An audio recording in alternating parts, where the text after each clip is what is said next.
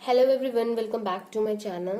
सो आप लोगों ने मेरी लास्ट वीडियोस देखी होंगी जिनमें हम लोगों ने डिस्कस किया था स्पेशल कॉन्टिन्यूअस डिस्ट्रीब्यूशन। बट आज से मैं चाहती हूँ कि मैं स्टार्ट करूँ एक नया टॉपिक जो कि है कोरिलेशन। एंड बहुत से लोगों की रिक्वेस्ट आई थी जिन लोगों ने मुझसे इंडेक्स नंबर भी स्टार्ट करने को बोला है, रिग्रेशन के लिए भी रिक्वेस्ट आई हैं। तो मैं सोच रही हूँ मैं कुछ कुछ करके थोड़े थोड़े टाइम पे मैं इनकी भी वीडियोस आप लोगों को प्रोवाइड करती रहूँ। एंड जिन लोगों ने देखी है मुझसे इकोनोमेट्रिक्स की बात करी थी, तो मैं इकोनोमेट्रिक्स के लिए थोड़ा सा मैं और आप लोगों से टाइम लेना चाहूंगी और मैं उसको और अच्छी तरह से मैं चाह रही हूँ कि मैं आपको और बेटर वीडियोस जो हैं मैं प्रोवाइड कर सकूं। बिकॉज इकोनोमेट्रिक्स हो गया, ऑफिशियल स्टैटिस्टिक हो गया, ये सब मतलब एडवांस टाइम सीरीज हो गया, सब कुछ ऐसे टॉपिक्स हैं जिनको समझाने के लिए और जिसको समझने के लिए थोड़ा सा पेशेंस की रिक्वायरमेंट होती है। तो मैं इसलिए मैं ये सोच रही हूँ कि मैं अभी थोड़ा सा रुक के तब आप लोगों को उन चैप्टर्स पे वीडियो को प्रोवाइड करूँ। तो इसलिए मैं अभी चाहती हूँ कि जो छोटे मोटे चैप्टर्स हैं जो कि कुछ वीडियोज में मैं आपको कवर करा सकती हूँ, तो मैं क्यों ना उनके लिए मैं ज्यादा फोकस करूं। बट आप लोग बिल्कुल टेंशन मत लीजिएगा, मैं आप लोगों के लिए वो सारी ही जो आप लोगों ने मुझसे बोला था, whether it is official statistic और econometrics, I will definitely make videos on each and every topic.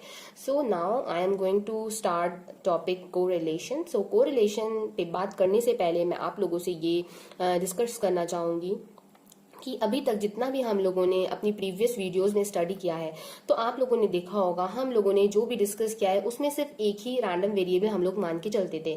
जैसे कि आप कंसीडर कर सकते हो यूनिफॉर्म डिस्ट्रीब्यूशन, या फिर हो गया आपका बाइनोमियल डिस्ट्रीब्यूशन। उसमें हम लोग कंसीडर करते थे कि एक्स आपका कोई भी रैंडम वेरिएबल है जो कि यूनिफॉर्म डिस्ट्रीब्यूशन को फॉलो करता है, या फिर एक्स आपका कोई रैंडम वेरिएबल है जो कि पॉइसन डिस्ट्रीब्यूशन को फॉलो करता है।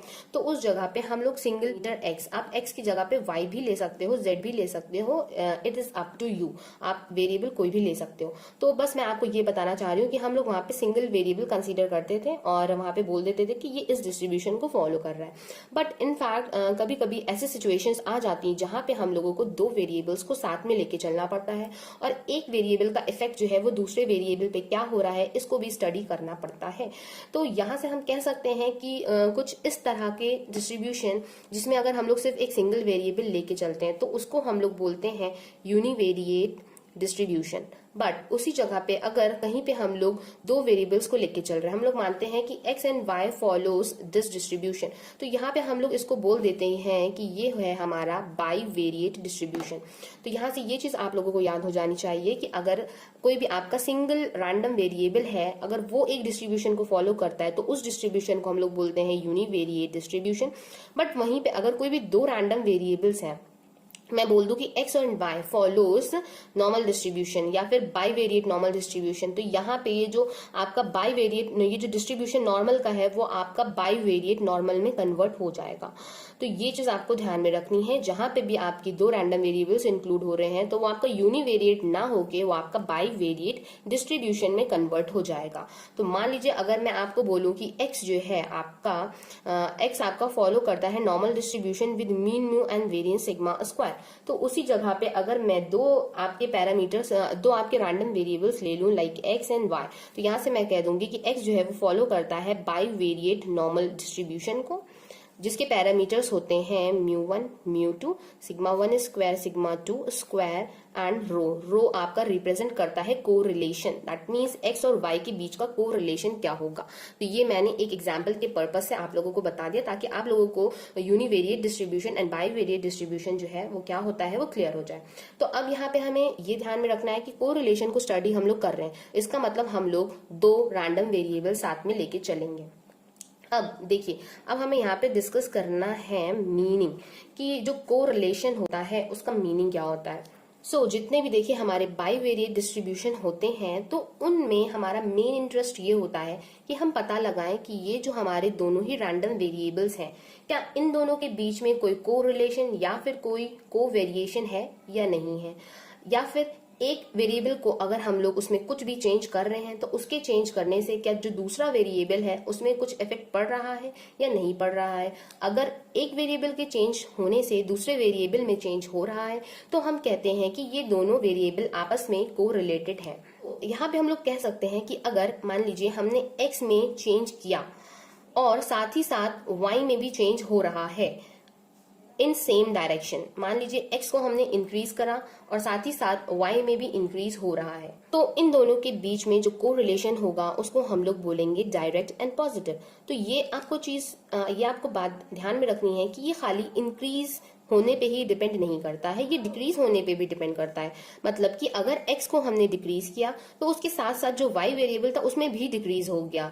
तो अगर मतलब कि इन दोनों का जो डिविएशन है वो सेम डायरेक्शन में हो रहा है, तो इसको हम लोग बोलते हैं, ये है हमारा परफेक्ट या फिर इसको बोलते हैं पॉजिटिव।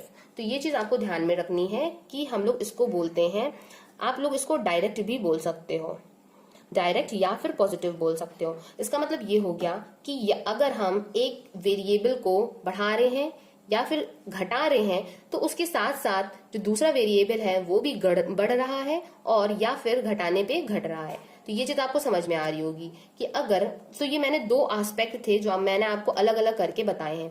मान लीजिए जो x वेरिएबल है, मैं फिर से रिपीट कर रही हूँ, x अगर वेरिएबल है, अगर आप उसको इंक्रीज कर रहे हैं तो उसके इंक्रीज होने के साथ साथ आपका जो वेरिएबल y है वो भी इंक्रीज हो रहा है। तो यहाँ पे मैं आपको एक एग्जाम्पल देके बता रही हूँ। मान लीजिए आपकी इनकम है वो बढ़ रही है, तो ऑब्वियसली जो आपका एक्सपेंडिचर है, पैसे खर्च करने की आपकी स्पीड है, वो भी इंक्रीज कर जाएगी। इसका मतलब इन दोनों ने जो आप चेंज दिखाया वो एक सेम डायरेक्शन में दिखाया। यहाँ पे सेम डायरेक्शन क्या थी कि जो चीजें थी वो बढ़ रही थी, जैसे जैसे पैसा बढ़ रहा था वैसे वैसे आपका एक्सपेंडिचर भी बढ़ रहा था। तो यहाँ पे इंक्रीमेंट की जो डायरेक्शन थी वहां पे पॉजिटिव डायरेक्शन में इन लोगों ने दोनों ने सेम वैल्यूज जो थी वो शो करी। अब उसी तरह से जो आपका एक्स वेरिएबल था, मान लीजिए अगर आपकी इनकम किसी रीजन से कम हो गई तो ऑब्वियसली जो आपका एक्सपेंडिचर है वो भी कम हो जाएगा। तो मतलब एक्स जैसे ही घटा वैसे ही आपका वाई भी घटा।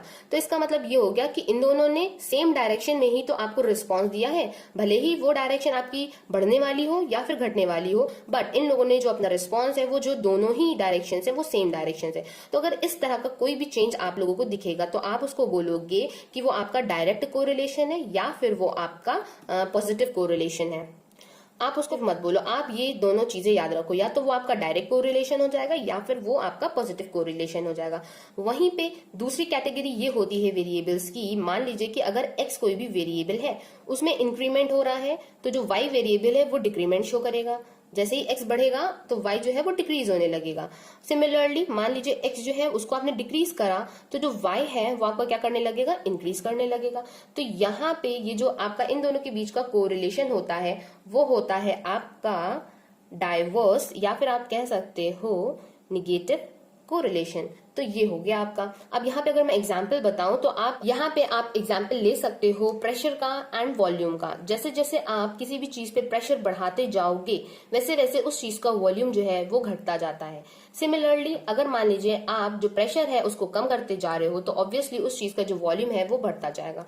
तो यहाँ पे इन दोनों वेरिएबल्स के बीच में जो आपका कोरिलेशन है वो आपका डाइवर्स कोरिलेशन है या फिर आप उसको कह सकते हो नेगेटिव कोरिलेशन। नाउ इसके बाद मैं आप लोगों को एक कोरिलेशन के बारे में और बताना चाहूंगी जिसको कहा जाता है परफेक्ट कोरिलेशन। तो परफेक्ट कोरिलेशन एक उस तरह का कोरिलेशन होता है जिसमें अगर एक वेरिएबल में आप चेंज कर रहे हो तो दूसरे वेरिएबल में भी जो चेंज होगा वो उसी के प्रोपोर्शनल होगा। दैट मीन्स कि जितना अमाउंट में इसमें चेंज हुआ है उतना अमाउंट में इस वेरिएबल में भी चेंज हो रहा है। तो उसको हम लोग कहते हैं परफेक्ट कोरिलेशन।